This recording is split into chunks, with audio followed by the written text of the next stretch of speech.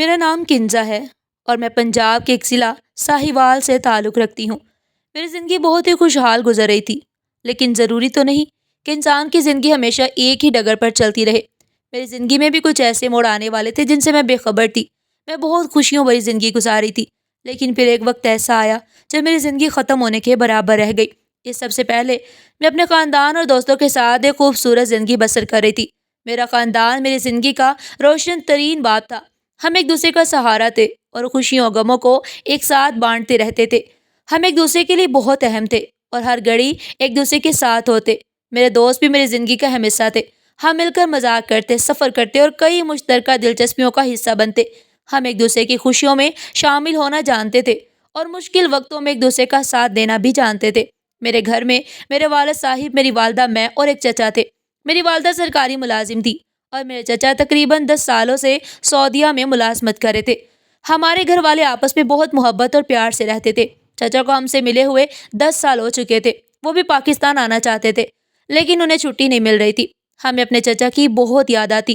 ہم گھنٹوں فون پر باتیں کرتے رہتے اور ہمیشہ ان کے پاکستان آنے کا انتظار کرتے۔ چچا بھی ہمیں بہت یاد کرتے تھے اور ہم سے ملنے کے لیے تڑپے جا رہے تھے۔ ہماری خوشحال زندگی میں صرف ہمارے چچا کی کمی تھی۔ ہمارے چچا کی ابھی تک شادی بھی نہیں ہوئی تھی۔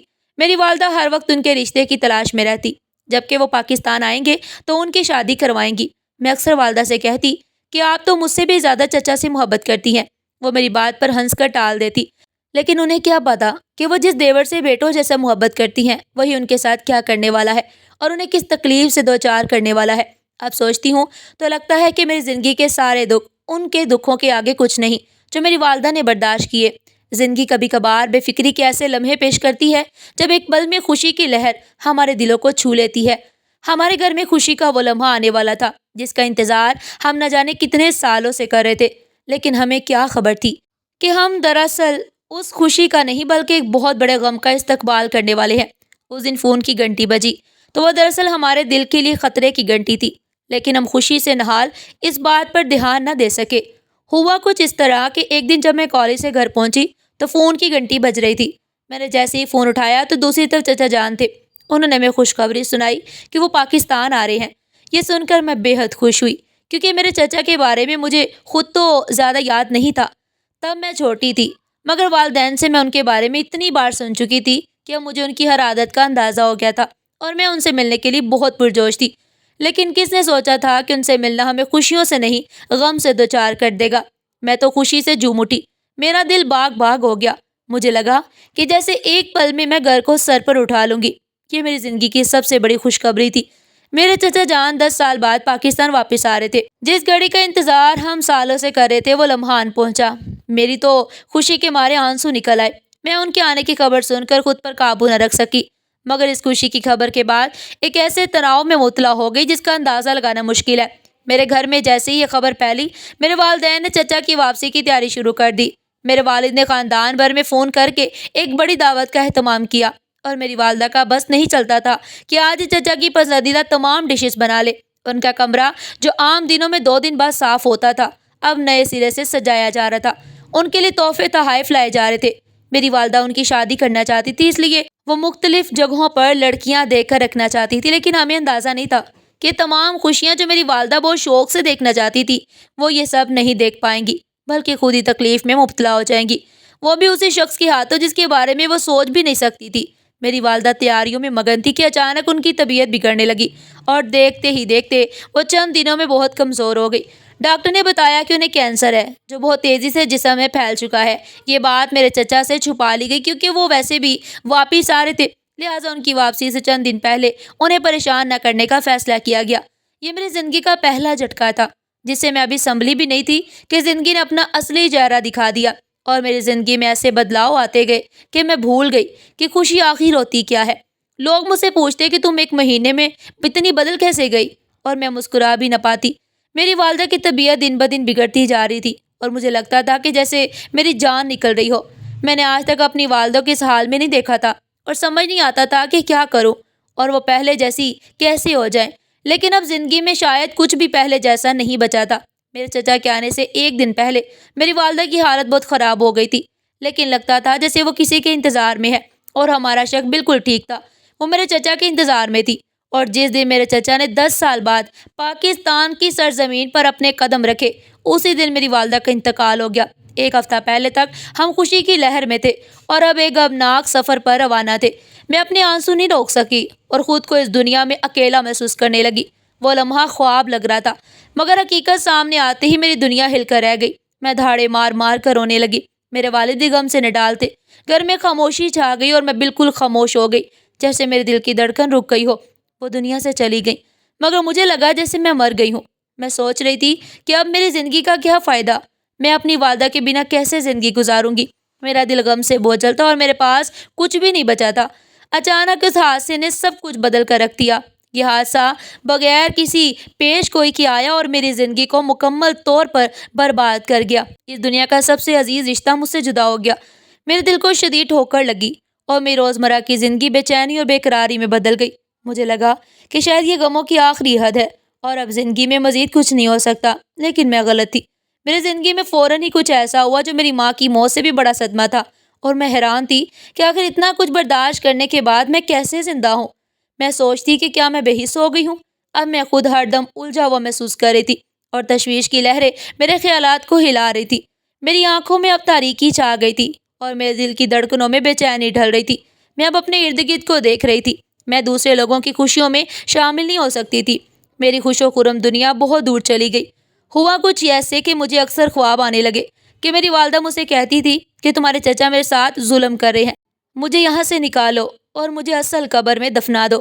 پہلے تو مجھے لگا کہ شاید میری والدہ کی بے انتہا یاد آنے کی وجہ سے میں یہ خواب دیکھ رہی ہوں، کیونکہ وقت گزرنے کے باوجود بھی میری والدہ کا انتقال میرے دل کو مزید دکھی کرتا رہا۔ وہ بہت پیاری اور محبت بڑی شخصیت تھی جنہیں یاد کر کے میرے دل میں کمی کا احساس ہوتا ہے۔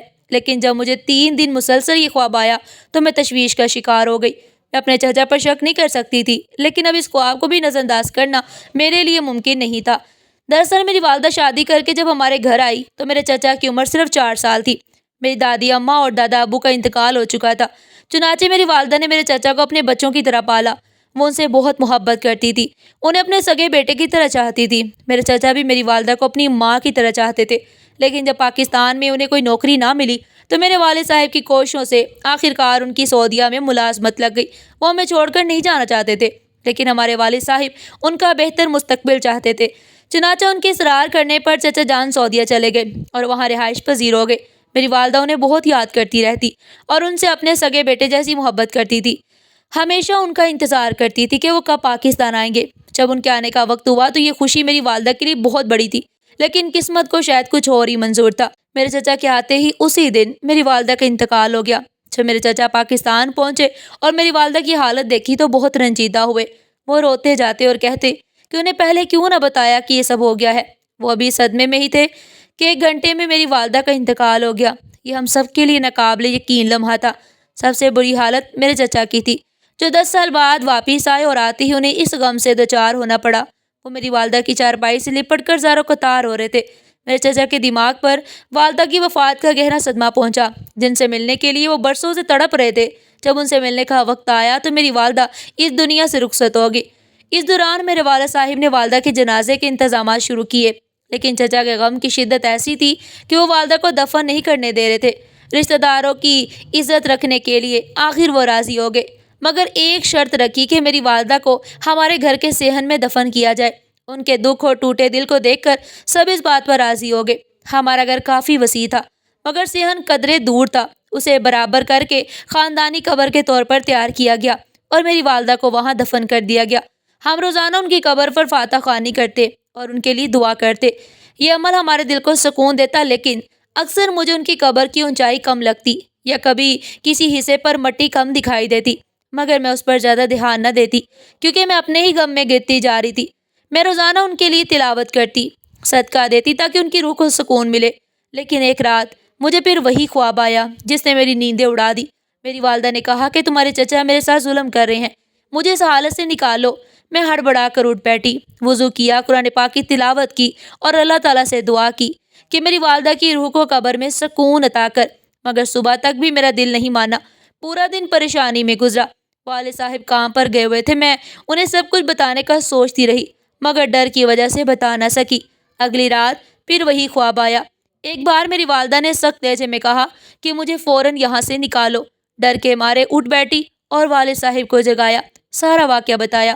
والد صاحب نے اندازہ لگایا کہ شاید قبر میں کوئی خرابی ہے یا میت کو نقصان پہنچا ہے۔ وہ فوراً قبر کے پاس گئے اور وہاں کھدوائی شروع کر دی۔ جب قبر کی مٹی ہٹائی تو منظر دیکھ کر ہمارے رونگٹے کھڑے ہو گئے۔ قبر میں میری والدہ کی لاش کی بجائے میرے چچا لیٹے ہوئے تھے اور والدہ کی میت غائب تھی۔ والد صاحب سکتے میں آ گئے اور چچا کو دیکھ کر چیخ اٹھے۔ چچا پہلے تو گھبرا گئے، پھر عجیب سا سکون ان کے چہرے پر آ گیا۔ والد صاحب نے انہیں باہر نکالا اور پوچھا کہ میری بیوی کہاں ہے؟ تب انہیں پتہ چلا کہ چچا نے اپنے کمرے سے قبر تک ایک سرنگ کھود رکھی تھی جس کے ذریعے وہ قبر میں داخل ہوئے تھے۔ یہ دیکھ کر ہم سب کی روح کانپ گئی۔ والد صاحب نے جب ان سے وضاحت مانگی تو پہلے وہ خاموش رہے، لیکن والد صاحب کے غصے کو دیکھ کر آخر حقیقت بیان کر دی، اور اس حقیقت کو جان کر ہمارے رونگٹے کھڑے ہو گئے کہ ہمیں اس گھر میں ہوتے اس سب کا کیسے پتہ نہ چلا۔ انہوں نے بتایا کہ ان کی میت میرے کمرے میں ایک کونے میں ہے۔ یہ سن کر میری آنکھوں کے سامنے اندھیرا چھا گیا۔ میرے چچا جن سے میری والدہ اتنی محبت کرتی تھی، وہ چچا میری والدہ کی میت کی بے حرمتی کس طرح کر سکتے تھے؟ اس وقت مجھے بہت افسوس ہوا، لیکن میرے چچا نے کہا کہ آخر بھابھی یہاں کیسے رہتی ہوں گی؟ وہ تو ہر وقت گھومتی پھرتی تھی، سب سے باتیں کرتی تھی، اب ایسے سارا دن یہاں اکیلے کیسے گزارتی ہوں گی؟ اس سے ان کی قبر میں رات کے وقت میں لیٹ جاتا ہوں، ان کا دیدار بھی کر لیتا ہوں اور ان کی جگہ اس اندھیر قبر میں لیٹ جاتا ہوں۔ اس سے ان کی ایسی باتیں سن کر ہمیں جو سمجھ آ رہا تھا ہم سمجھنا نہیں چاہتے تھے، لیکن اس بات کا اندازہ لگایا جا سکتا تھا کہ میرے چچا کو میری والدہ کی وفات کا گہرا صدمہ پہنچا تھا۔ میرے والد یہ سن کر بے چینی کا شکار ہونے لگے۔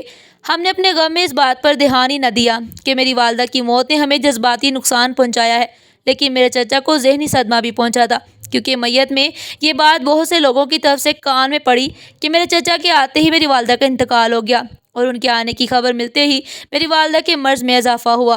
ہم اس بات کو نہیں مانتے تھے کیونکہ ہم سب ایک دوسرے سے محبت کرتے تھے، لیکن میرے چچا نے ان باتوں کو دل سے لگا لیا تھا، اور اب وہ ایسی عجیب عجیب حرکتیں کر رہے تھے جو اگر وہ ذہنی صدمے میں نہ ہوتے تو ہرگز نہ کرتے۔ میرے والد صاحب نے انہیں بہت سمجھایا کہ بلا شبہ تمہاری ان سے بہت محبت ہے، تم بہت اٹیچ ہو، لیکن پھر بھی یہ کام غلط ہے، انہیں اس عمر کی تکلیف پہنچتی ہے، اور جو میں نے خواب دیکھے وہ بھی انہیں بتائے، اور بتایا کہ وہ کس تکلیف کی حالت میں خواب میں آئی تھی۔ انہیں آئندہ ایسا کرنے سے منع کیا اور اللہ تعالیٰ سے معافی مانگنے کا کہا، اور کہا کہ تمہاری یہ حرکت انہیں اس طرح محبت انہیں تکلیف دیتی ہے۔ کیا تم چاہتے ہو کہ انہیں تکلیف پہنچے؟ یقیناً تم ایسا ہرگز نہیں چاہو گے۔ میرے چچا نے فوراً اللہ تعالیٰ سے اپنے اس عمل کی توبہ کی اور والد صاحب کے کہنے پر میت کو بڑے قبرستان میں دفن کر دیا، جہاں میرے چچا روز جاتے ہیں اور فاتح خوانی کرتے ہیں اور ان کے لیے دعا کرتے ہیں۔ پھر ایک رات والدہ محترمہ میرے خواب میں آئیں اور میری طرف دیکھ کر مسکرائیں اور شکرانے کے لہجے میں مجھے دیکھا۔ پھر بہت عرصے تک میرے چچا اپنے اس عمر کی اللہ تعالیٰ سے بھی معافی مانگتے اور باقی تمام لوگوں سے بھی معافی مانگتے۔ تب انہیں اس بات کی سمجھ آ گئی کہ ان کی محبت اپنی جگہ، لیکن مرنے کے بعد انہیں دعاؤں کی ضرورت ہوتی ہے۔ ہمارے ایسے عمل سے ان کو تکلیف پہنچتی ہے۔ چنانچہ ہمیں پتہ چلا کہ موت ایک حقیقت ہے جو بہرحال آنی ہی آنی ہے، جس کی جتنی زندگی لکھی ہوتی ہے وہ اتنی ہی جیتا ہے۔ قرآن پاک میں بھی ارشاد ہے کہ ہر ذی روح نے موت کا ذائقہ چکھنا ہے، چاہے ہمارا کوئی کتنا ہی پیارا کیوں نہ ہو۔ جب اس کی موت لکھی ہوگی تو وہ لازمی اس دنیا سے رخصت ہوگا، ہم لاکھ چاہیں لیکن وہی ہوگا جو اللہ چاہے گا۔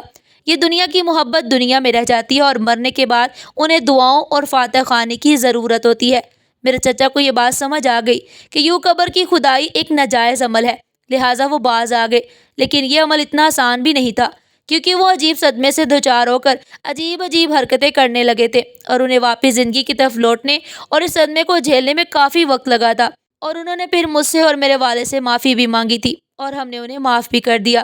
میرے چچا نے فیصلہ کیا تھا کہ وہ اب ہمیں چھوڑ کر سعودی عرب نہیں جائیں گے، اور وہ 10 سال میں اتنا زیادہ جمع کر چکے تھے، لہٰذا وہ یہیں رہ گئے۔ اور پھر میری امی نے اپنی زندگی میں جن لڑکیوں کو میرے چچا کے رشتے کے لیے دیکھا تھا، انہی میں سے ایک لڑکی میری چچی بن گئی، اور وہ مجھے بالکل میری ماں کی طرح پیار کرتی۔ مجھے ایسا لگتا تھا کہ میری والدہ واپس آ گئی ہوں۔ میری والدہ کی موت کا صدمہ تو میری زندگی سے کم نہ ہوا، لیکن گھر والوں کی کوششوں سے میں اپنی زندگی میں واپس نارمل ہونے لگی اور خوشیوں والی زندگی گزارنے لگی۔ لیکن وہ ایک مہینہ جب اچانک اتنا کچھ ہوا، اب بھی مجھے یاد آتا ہے تو میں لرز جاتی ہوں، لیکن آخر ان کے لیے دعا کرنے کے سوا ہم کر بھی کیا سکتے تھے۔